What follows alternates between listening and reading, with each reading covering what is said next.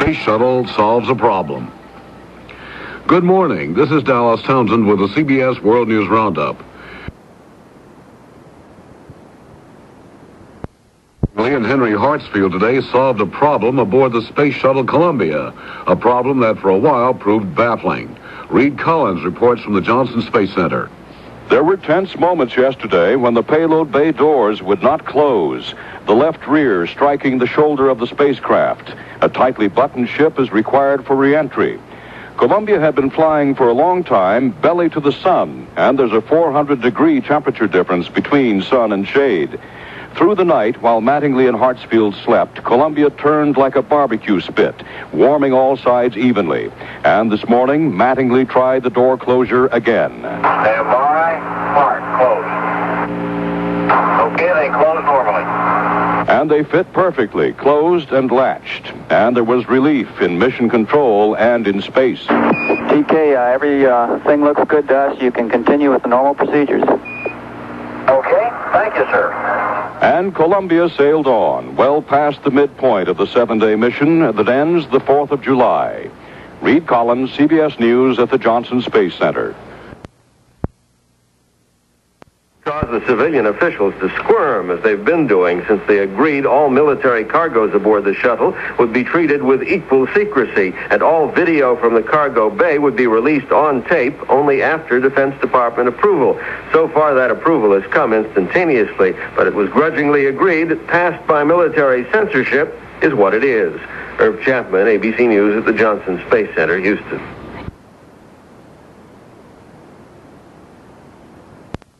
Things are going a little bit better now this morning. They apparently have solved their payload bay door problem. They also have developed another problem that is a little annoying for the astronauts. Wayne Dolcefino is at JSC and has a report. Still no word on the space toilet right now since Mission Control noticed an electrical overload in the brand new $1 million system. The payload door drama ended on a happy note, though. It took us a few minutes to close and open the door, showing that barbecue roll overnight undid the damage 24 hours of cold had done to the shuttle, a warping effect. But NASA's Charlie Redmond says to make sure all is fine, the crew's been ordered by Mission Control to flip the doors toward the sun, just in case they have to come home faster than they planned. We always have a concern that the vehicle be in as perfect a shape as it can be. The doors are probably still slightly warped. The rotisserie mode or barbecue mode, slowly rolling through the night, warms them up, but what we learned on the last flight is if you just point them at the sun for a couple of hours, they snap right back in shape. The shuttle's orbit is decaying because of its lower revolution. The scheduled Sunday landing time is now shortened by 15 minutes, and it's getting shorter all the time. Live at the Johnson Space Center, Wayne Dolcefino, KTRH News.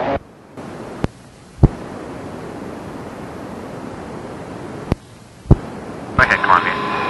You got enough time? You want to try doing the attitude hold test here?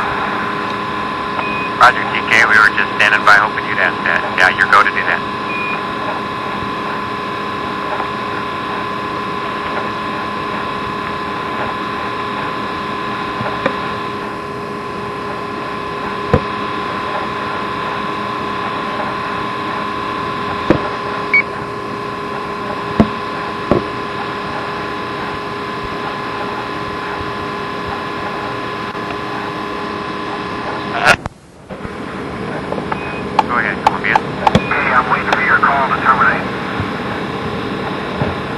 Roger, we copy.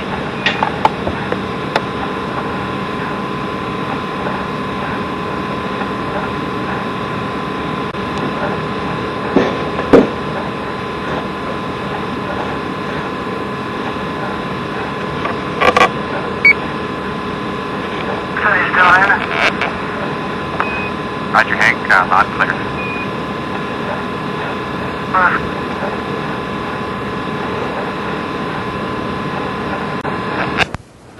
Go ahead and terminate the test now. Must have sounded like a great war up there.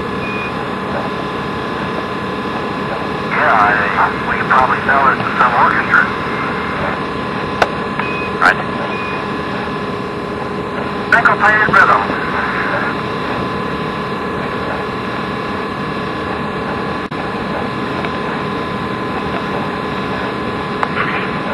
This is Shuttle Control. Those quick comments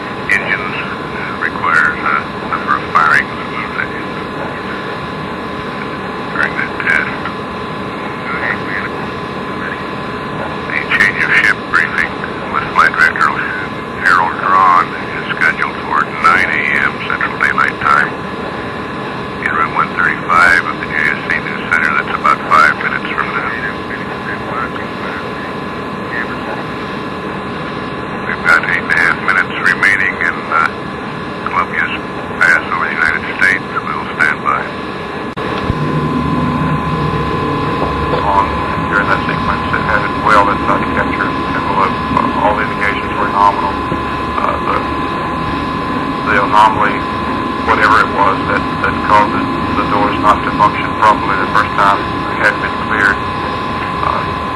There's a strong implication that the problem is a thermal problem, one of distortion either with the bulkhead or the doors themselves. That is not a closed issue. The problem is not understood at this time. We've had it twice, cleared it twice, and both times it cleared, it was with a change in attitude, and that change was to add heat to that part of the structure. The other hypothesis or theory that was that something might have been jammed, some foreign matter in the latch mechanisms, and on flight 3, that when we open the doors back up, that perhaps whatever that foreign matter was, it floated out or cleared itself out of the mechanisms, and therefore that's why the door closed the second time. Hartsfield are on the 5th day aboard the Space Shuttle Columbia. This morning they were able to close and latch the door of the cargo bay. Last night one of the doors was sticking and wouldn't close. CBS News, this is Frank Sedopani. Rolled out of its assembly hangar in Palmdale, California today for a 12-hour trip to Edwards Air Force Base. Challenger will be on hand at Edwards when the shuttle Columbia touches down on Sunday, the 4th of July. The Columbia astronauts managed today to get a bulky cargo door closed. The Space Shuttle flight director said that without the door properly sealed, the ship would not be able to survive re-entry. Columbia is getting a chance to catch its breath after a couple of hectic days in orbit. KTRH's Wayne Dolcefino has the latest from the Johnson Space Center. The heat of the sun did the trick, bending Columbia back into shape to close the big payload doors. NASA may know how to fix the warping factor, but scientists still don't know why the cold or the heat is having such a severe structural impact on the orbiter. A redesign of the doors may be in the program's future. Flight Director Harold Rondo says the problem won't affect the current operational flights coming up. There's no known flight schedule that requires us to go through these very extreme thermal tests that we're going through here just to collect data. So that's why there's no urgency about finding a fix to make these doors work. Astronauts Mattingly and Hartsfield have now completed most of their major flight objectives, so they'll be given a chance to take a break this afternoon to enjoy their 17,000-mile-per-hour ride in space. Live at the Johnson Space Center, Wayne Dolcefino, KTRH News. The folks. CBS News, this is Frank Sedopani. Astronauts placed a radio telephone call today to visitors at the World's Fair in Knoxville, Tennessee. Mission Commander Mattingly told the fairgoers the mission is on target for a July 4th landing in the California desert. At that time, he said he expects Columbia will be declared ready for its first operational flight as a freight ship in space. That flight is now scheduled for November.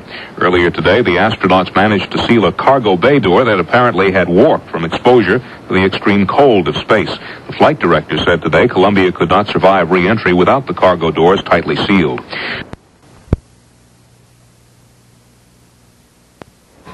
measurement of how this gas is scattered back into the sensor by ambient outgas material in the cargo bay. A final activity today for the astronauts will be to attempt to obtain photographs of lightning in the Earth's atmosphere. To date, the astronauts' busy schedule has precluded making as many photographic observations as hoped for. Mission Control is sending up predictions of likely sites for lightning activity this afternoon. This is Charles Racknozzle at the NASA Johnson Space Center. Columbia gets set 1 minute out west before Iowa.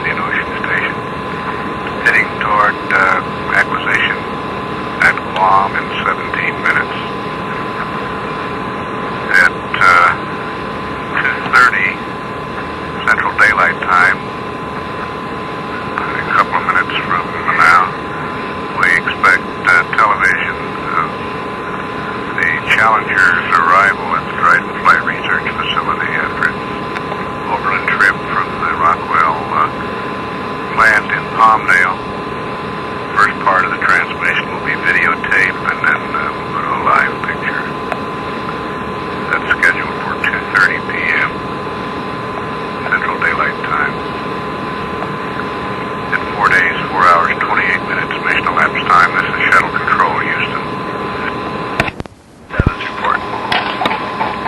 As the Columbia passes through its 66th Earth orbit, all is well aboard the spacecraft. The astronauts are returning increased amounts of television to the ground, including a detailed tour of the orbiter's cabin. This afternoon's activities aboard Columbia will include test firing of the orbiter's reaction control system jets, which control the craft's attitude in orbit. Flight engineers will be looking at the firings as they continue to validate models of the reaction control system's performance. Other activities today include observations of the induced environment contamination monitor, which is riding in the shuttle's cargo bay. The monitor is measuring contamination. That's shuttle control. At 4 days, 4 hours, 43 minutes. Mission elapsed time. Shuttle coming up on acquisition through Guam now.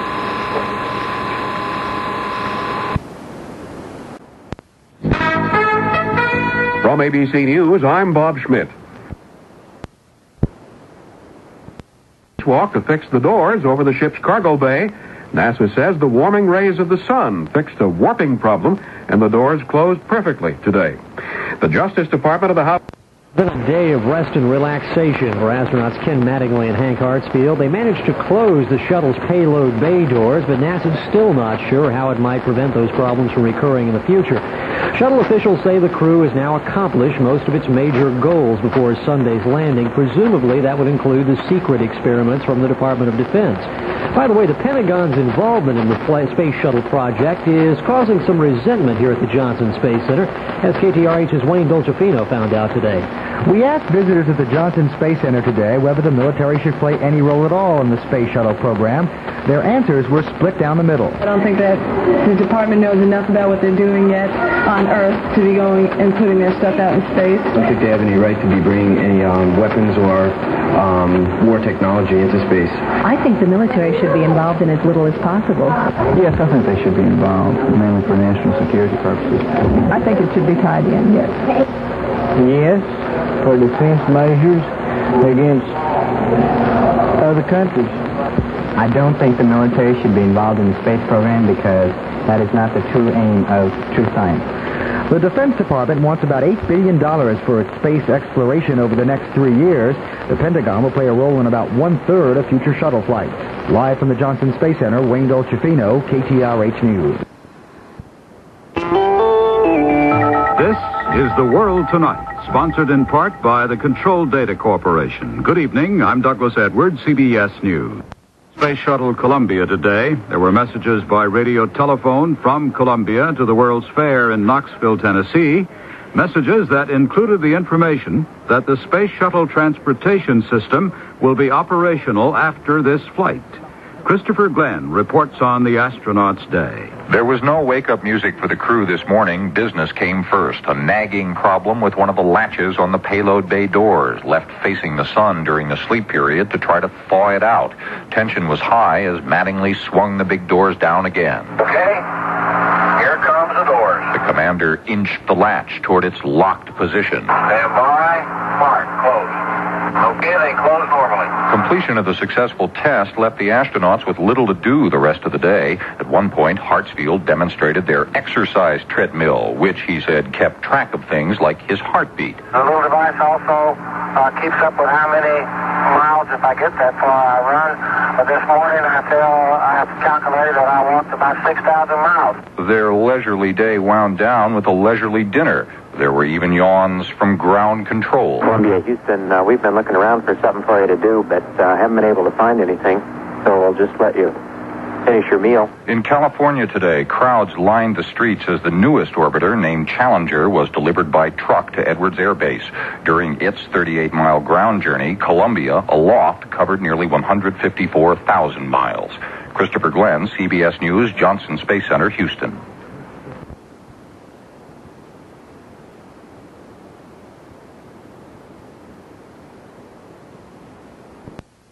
CBS News, this is David Jackson. The astronauts Mattingly and Hartsfield managed to get the troublesome cargo doors shut and latched, as they must be for a safe return on Sunday. President Reagan will be on hand for that touchdown at Edwards Air Force Base in California. He began a 12-day California vacation today, maintaining his silence on the reasons behind the resignation of Secretary of State Haig. Collins has details of the Johnson Space Center. A shuttle first this morning. Ken Mattingly tried on his EMU, extravehicular mobility unit, or spacewalking suit, one that would allow him to go outside the spacecraft for emergency repairs. Mattingly liked the fit. So interesting comments that might surprise folks. The dimension between my heels and my shoulders doesn't seem to have changed a bit. This is a perfect suit fit. I could do anything with it. On future missions, spacewalks will be routine. Not routine an earlier event, Columbia came within 8 miles of an old Russian rocket casing launched in 1975.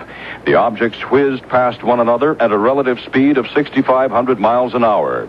Intercosmos 14 is one of 10,000 chunks of debris and satellites still in orbit.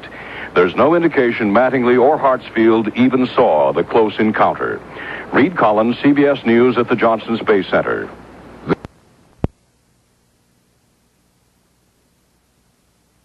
Something was to go really wrong during a space shuttle mission, the astronauts might have to do a spacewalk. This morning, Commander Ken Mattingly held the first in-space fashion show of what's called the extravehicular mobility unit that would protect the astronauts once they were outside. The dimension between my heels and my shoulders doesn't seem to have changed a bit. This is a perfect suit fit. I could do anything with it. Hamilton Standard of Connecticut has been working on a $2 million spacesuit for 7 years now. Spokesman Mark Sullivan says it's different than the spacesuit we're used to seeing. The lunar suits were left on the surface of the moon. These suits are brought back, cleaned, refurbished, and fitted to another astronaut, and will be used up to perhaps 100 missions. The first planned spacewalk comes on flight number 5. That's in November of this year. Live at the Johnson Space Center, Wayne Dolcefino, KTRH News.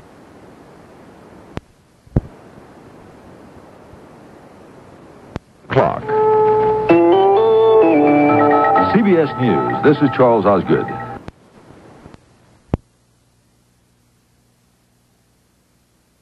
Ready to crank up that big Canadian arm again. KTRH's Wayne Dolcefino has the story from Johnson Space Center. The Canadarm will wave around the 900-pound contamination package again since NASA isn't totally satisfied with the test data it's received, specifically contamination released around the payload bay when the orbiter's rocket thrusters ignite. There was contamination of another kind in space this morning when debris from Intercosmos 14, a Russian scientific satellite launched 7 years ago, came within 8 miles of the shuttle, traveling about 6,000 miles per hour. NASA spokesman Tim Tyson. The visibility was possible. They were going to attempt to get some VTR about 2:07 this morning, but Commander Mattingly was actually too busy to attempt the sighting. The crew wasn't too busy to test their spacesuits that they'll use in the event of a spacewalk. Mattingly reporting it felt just fine. Live at the Johnson Space Center, Wayne Dolcefino, KTRH News.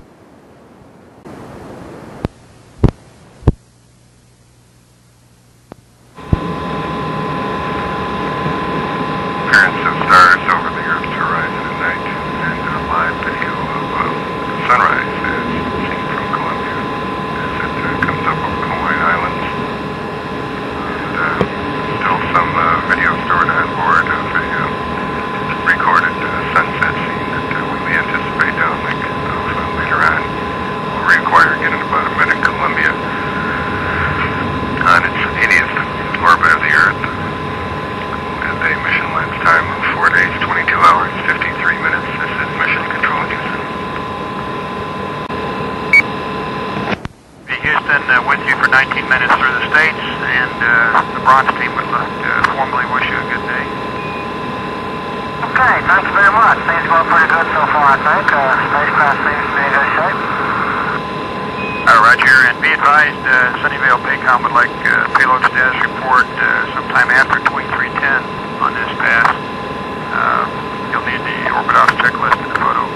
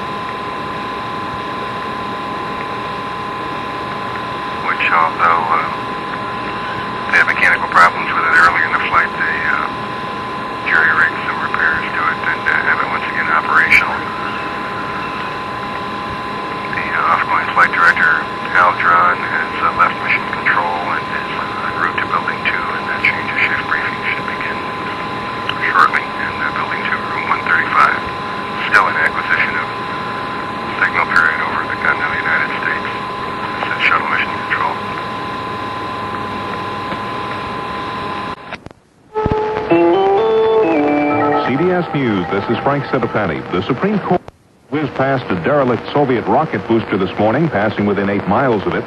The Columbia crew rehearsed for a spacewalk planned for the next shuttle flight in November. Flight Commander Mattingly slipped into Columbia's airlock and practiced getting into the spacesuit that will be used in the spacewalk. Mattingly also took time to watch and describe a sunrise.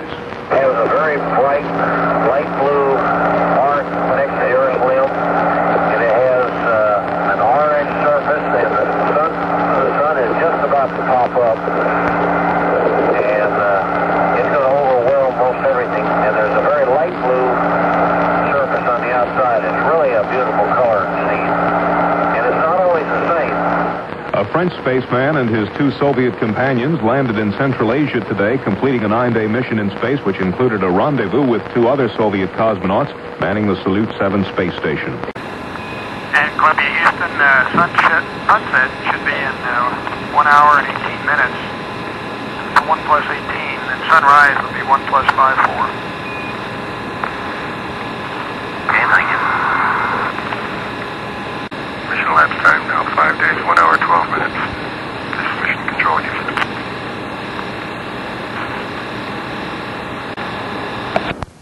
And we have a minute and a half before LOS. We need to zero the ohms RCS counter on spec 23. That'll be an item 6 execute, item 7 execute, item 6 execute again. You got that? Roger, PK, that zeros our counter here on the ground, and we need to before the interaction test. Okay, we're going to have to wait for sunrise.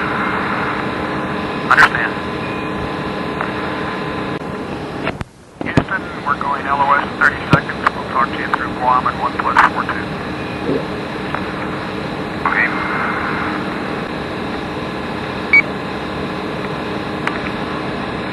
Shuttle mission control at 5 days, 1 hour, 18 minutes. We've had loss of signal. We'll reacquire again in 24 minutes from Guam. Capcom Michael Coates advised the crew to zero off their ohms RCS, or orbital maneuvering system, reaction control system, counters on board the vehicle, and read up the procedures for doing that, which is going to have the effect of enabling the flight controllers here in the mission control room to measure propellant consumption as those jet firings consume propellants from storage areas on board the vehicle. Mission elapsed time now 5 days, 1 hour, 19 minutes. This is mission control.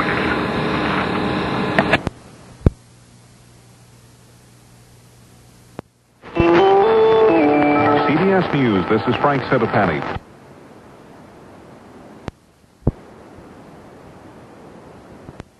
While the Columbia astronauts go through their paces in Earth orbit, NASA officials on the ground are busy with plans for Sunday's return to Earth. Christopher Glenn has the latest from the Johnson Space Center. It looks like Columbia's 4th of July landing at Edwards Air Base in California is going to be slightly different than planned. Flight Director Harold Drawn says they've been hoping for some crosswinds on the dry lake bed runway to test how the spacecraft reacts in that landing situation. But weather reports give little hope at this point that those crosswinds will occur. So now an alternate landing option on a concrete runway at Edwards is considered likely. The shuttle has never done that before. Drawn says the only problem might be uncertainty about the unknown. There's got to be a psychological problem of committing to a finite runway. You know, we've been out on the lake bed with just miles of sand to land on, and it's psychologically it's different when it's 300 feet wide and 15,000 feet long. Eventually, concrete runway landings will become the norm for shuttle flights. Christopher Glenn, CBS News, Johnson Space Center, Houston. French astronauts made a safe landing on Soviet soil today after a space mission of 9 days, which included a rendezvous with the orbiting Salyut space station. It was the first east-west space adventure since a U.S.-Soviet mission in 1975.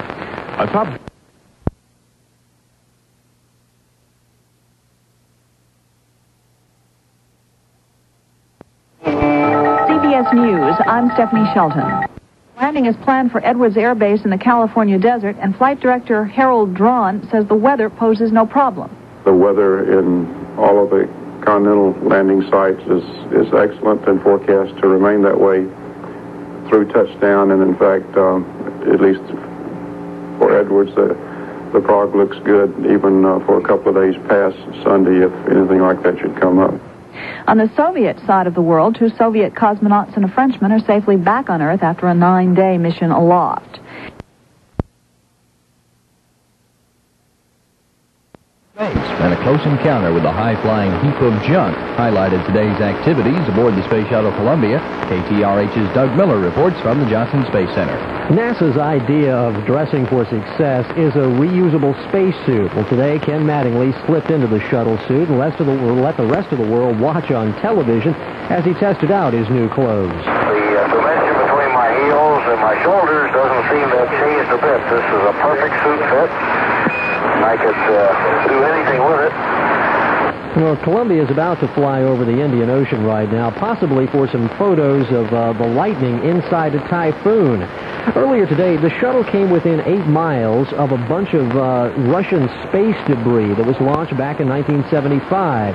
And it now appears the space shuttle will land on a concrete runway, crossing sort of a psychological barrier by touching down on a narrow runway instead of a wide lake bed. Well, KTRH will have live coverage Sunday afternoon for the landing of the Space Shuttle Columbia. Reporting live from the Johnson Space Center, this is Doug Miller, KTRH News.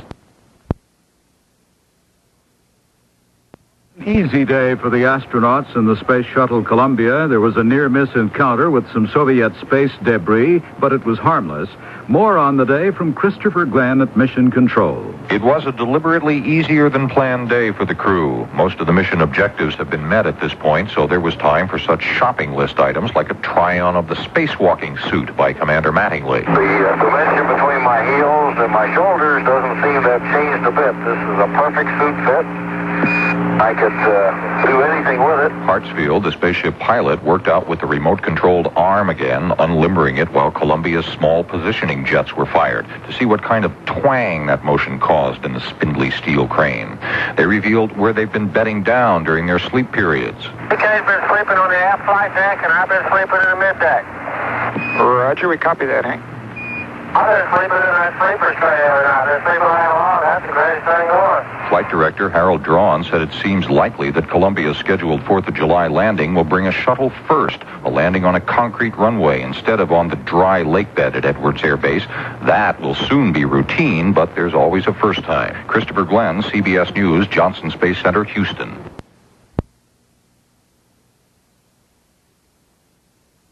Waking up about now, and we'll have a few hours to clean up the orbiter. Not much chatter from the cockpit, but Judy Hartsfield says she can tell her husband, Hank, is enjoying himself up there. Hartsfield has been wiggling his toes in space, just like at home. It's a good sign that Mrs. Hartsfield picked up when she was watching some of the shuttle video this week. All is set for the Columbia's return on Sunday. It'll come at Edwards Air Force Base in California. The president will greet the men as they open the door after touchdown. A different federal official, one from the FAA, may pay a call on Larry Walters. He attached a lawn chair to some weather balloons and got high Friday, 16,000 feet high around San Pedro, California. Walter's strange craft was spotted by TWA and Delta jet pilots, and he completed a trip that had been in the truck driver's dreams for a while. The person who I got the gas and balloon from and who knew about this, we really started getting into it, which was about 3 months ago. He kept telling me, I said, how will these react next clustering? And the answer, I don't know. It's never been done before. And I said, gee whiz, this has never been done before? Well, not until Friday, anyway. When Walters got too high, he started shooting the balloons with a BB gun, finally landing unhurt in a power line. The FAA wants to have a chat with Walters, something about flying without a license, we hear. More news coming up.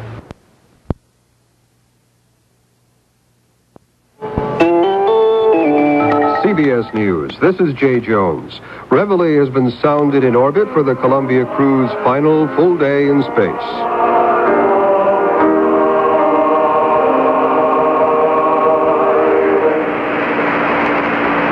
Good morning to you, too. What's going on? Well, first of all, I have to apologize for the quality of those recordings. They come from a long way back. We hope that you and Hank recognize them. definite answer for that. Actually, those were sent to you folks from your brothers of Delta Tau Delta and Delta Chi, respectively. Well, it's mighty nice. Thank you. Ken Mattingly and Henry Hartsfield will be packing on Saturday, stowing away all the loose articles that have been floating around the cabin in weightless orbit. A White House official says President Reagan will call for a continued American presence in space. In a 4th of July speech, Mr. Reagan plans to welcome the astronauts home. The president is scheduled to be at the landing site in California's Mojave Desert on Sunday, but the spokesman says Mr. Reagan, in his remarks, will stop short of recommending a permanent space station or a 5th shuttle in addition to the 4 already planned. More when CBS News continues. Low time, 3 a.m. From ABC News, I'm Breck Artery.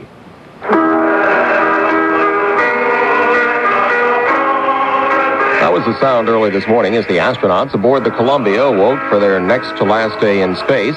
The music is the theme songs from the Delta Tau Delta and Delta Chi fraternities, which astronauts Ken Mattingly and Henry Hartsfield belonged to during their college days at Auburn. Today, much of the astronauts' work will involve tests and final preparations for Sunday's landing at Edwards Air Force Base in California. And there's a report this morning the Soviets have tested what may be the world's first fighter spacecraft.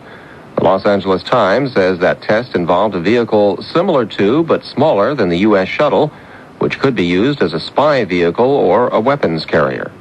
I'll have more after this.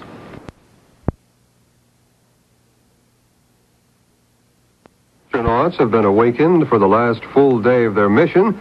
Houston Control played old records of fraternity songs from the days that Mattingly and Hartsfield spent at Auburn.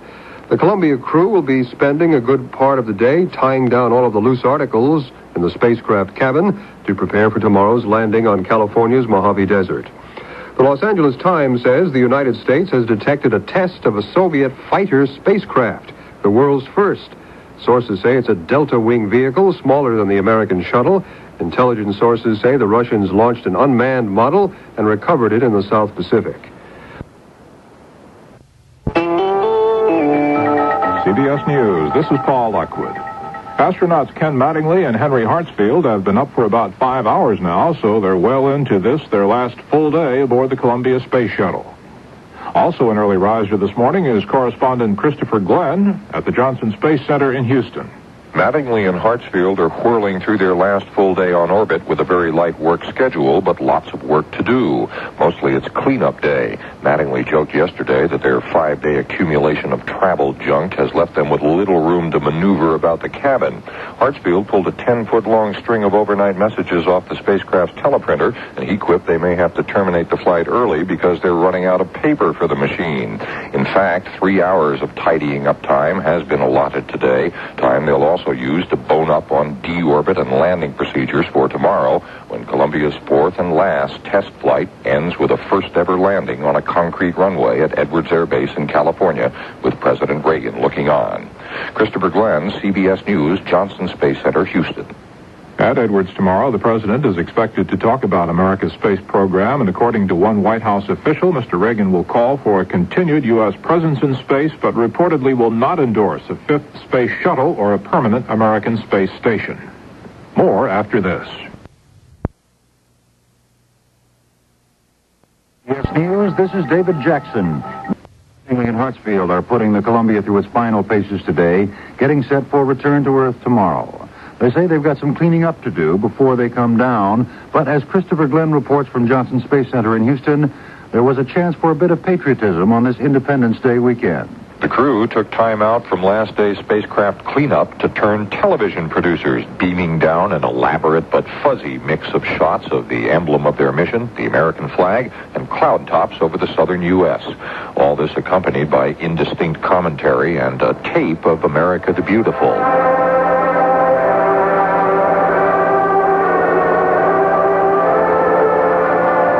Apologized at one point for the rough quality of the show, saying that better quality production would be possible when the nation gets a permanent space station and more people can go into orbit. He may have to wait a while. White House sources indicate President Reagan, who will greet the astronauts after landing in California tomorrow, will not endorse plans for a space station or a fifth shuttlecraft, as had been hoped. Christopher Glenn, CBS News, Johnson Space Center, Houston. A bit farther north of the Edwards Air Force Base touchdown point scheduled for tomorrow, holiday bathers are being warned against swimming at a beach near San Francisco. A great white shark was spotted there this week, devouring a sea lion. The beach isn't closed, but vacationers are told it would be wiser to stay out of the water for the time being.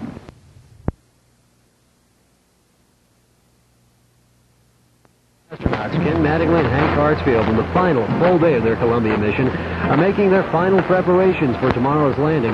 The KTRH's Wayne Dolcefino has been at the Johnson Space Center for this 7-day flight, and right now there's a briefing going on by the man who's going to direct the landing over at Edwards Air Force Base.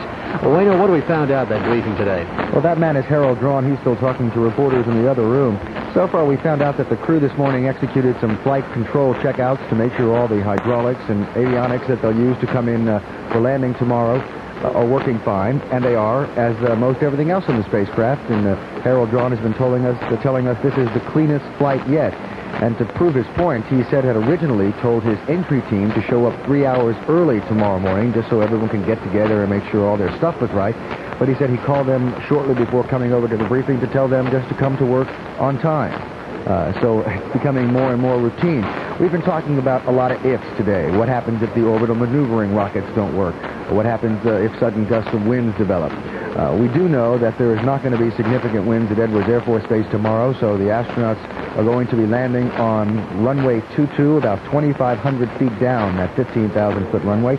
It's 300 feet wide and 15,000 feet long. It would be the first concrete landing, runway landing for Columbia. Somewhat of a psychological hurdle, but there's no real concern about that since the folks who've seen the landings noticed that the astronauts at least seem to be able to get it down the center stripe.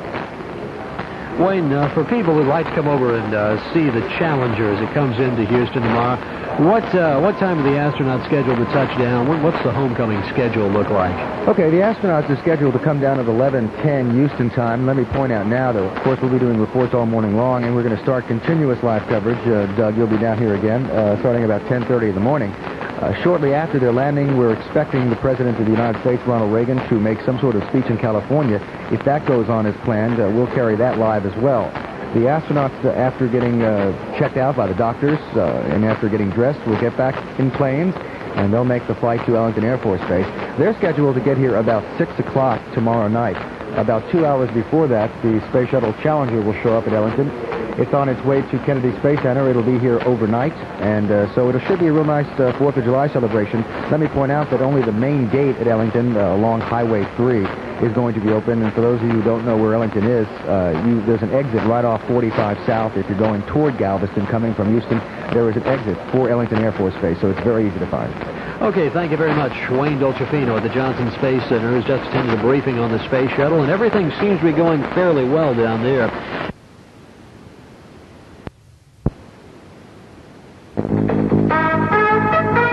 From ABC News, I'm John Grimes.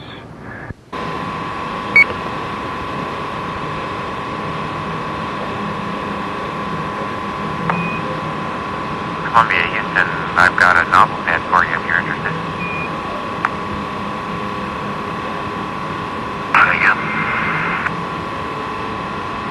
Roger, we've got a novel opportunity coming up over Venezuela on this route. If you're interested, I'll read it up. What general time is it coming? That's 0 hours and 56 minutes.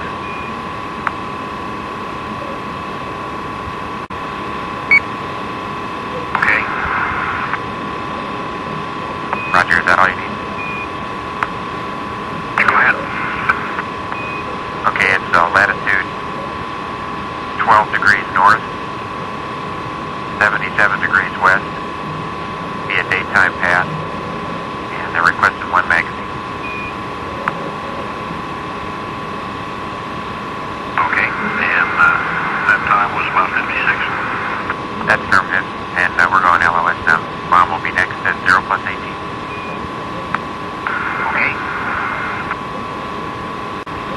crew of Columbia continues to run the nighttime-daytime optical survey of lightning experiment on thunderstorms that lie beneath their flight path. This morning, Mission Control identified a storm that could be seen in a daylight path over western Africa and told Ken Mattingly to be on the lookout for it. Mattingly responded that he would try to film the storm in order to capture lightning flashes. He also announced having caught some storm activity the night before. By the time Columbia passed over the identified region, the storm had dissipated and clear skies were visible. The lightning survey is an attempt to study the nature of lightning as seen from above and use that information to learn more about the processes and conditions that produce lightning. Mission Control Houston at 6 days, 18 minutes. Reports contact momentarily to Squam on orbit 97.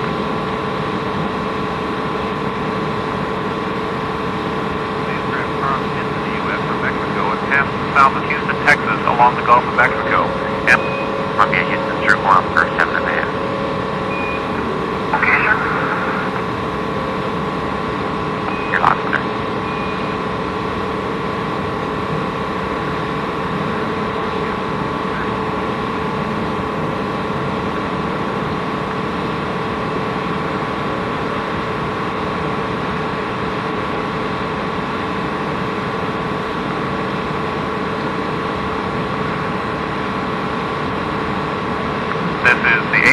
Central Daylight Time, STS-4, NASA Broadcast News Service report. This is the 8 a.m. Central Daylight Time, STS-4, NASA Broadcast News Service report from the NASA Johnson Space Center in Houston. A note to editors follows this status report. The crew of Columbia continues to run the nighttime-daytime optical survey of lightning experiment on thunderstorms that lie beneath their flight path.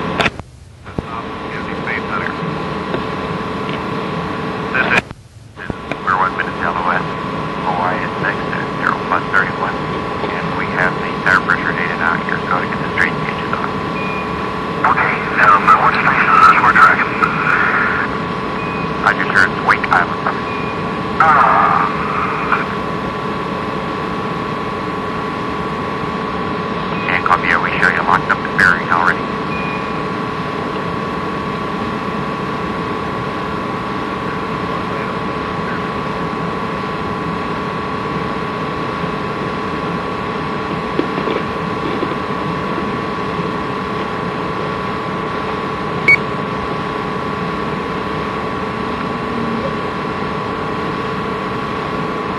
This is the 8 a.m. Central Daylight Time, STS-4, NASA Broadcast News Service report. The lightning survey is an attempt to study the nature of lightning as seen above and use that information to learn more about the processes and Columbia, Houston to Hawaii, great minute.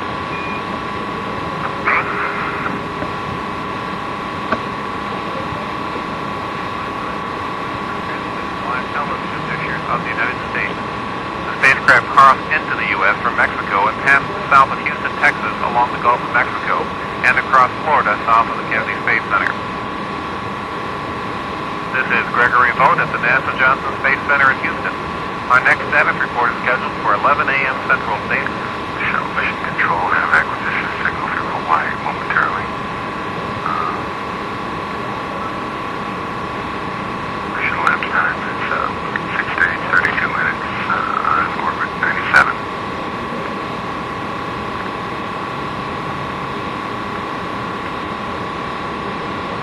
Hartsfield are spending the day doing a little house cleaning aboard the U.S. Space Shuttle Columbia. Columbia is due to return to Earth tomorrow at Edwards Air Force Base in California. President Reagan will be there to welcome back the crew.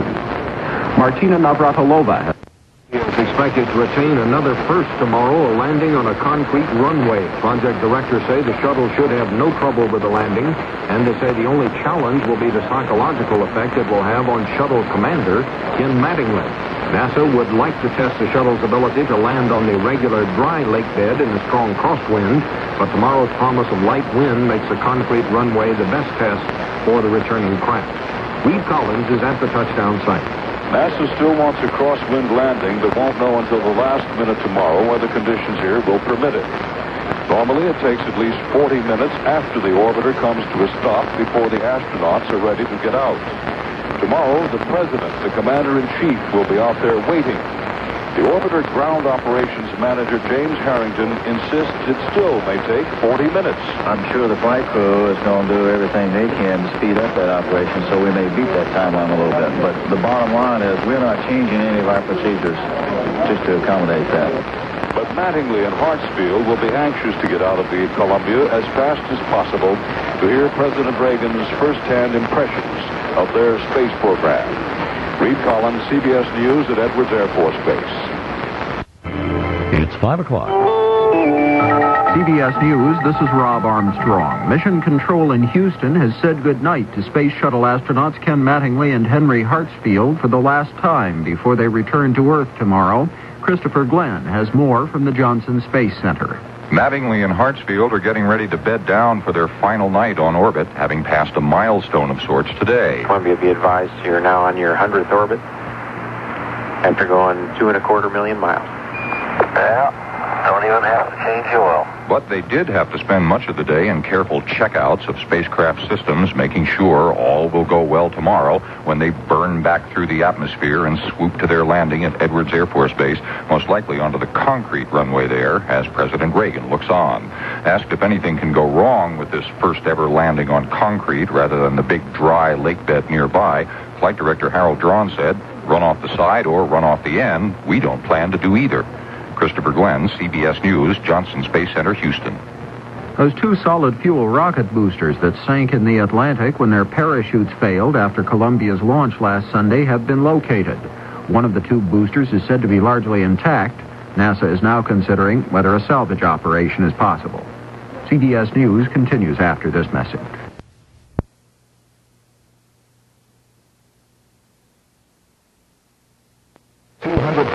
Spectators will turn out at Houston's Ellington Air Force Base to view the Challenger, the newest addition to the Space Shuttle fleet. The craft will provide a backdrop for a 4th of July homecoming for Columbia astronauts Ken Mattingly and Hank Hartsfield. ABC Sports.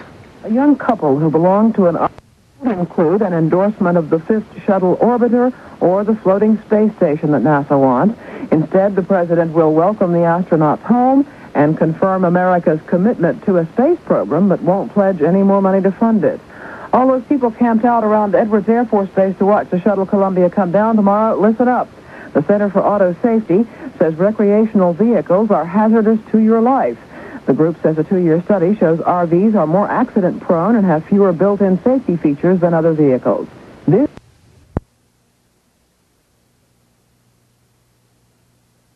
David Leslie.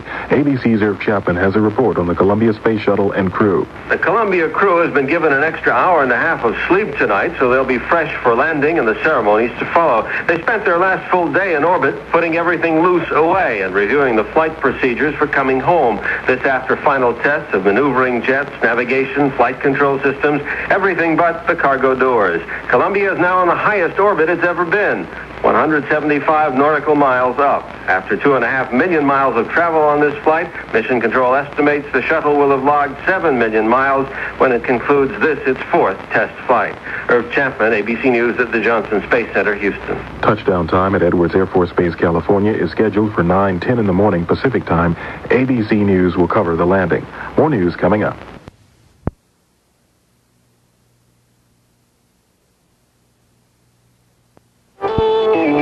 CBS News, I'm Jacqueline Adams.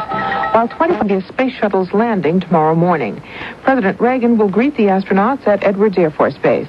Although astronaut Ken Mattingly hinted that there were some disappointments with the secret military experiments, an Air Force controller in California said the mission has opened a new era. Before they drifted off to sleep, the astronauts were tucked in, verbally at least, by controller George Nilsson. Columbia, Houston. It's really been an outstanding mission, and we're looking forward to seeing you on the runway tomorrow morning and back in Houston tomorrow afternoon. It sure was a pleasure, and we're proud to have worked with such a solid bird and such a professional crew. And TK and Hank, we'll go flying with you guys anytime. Get a good night's sleep and a good entry tomorrow. Pope John Paul II today called for more research into natural birth control.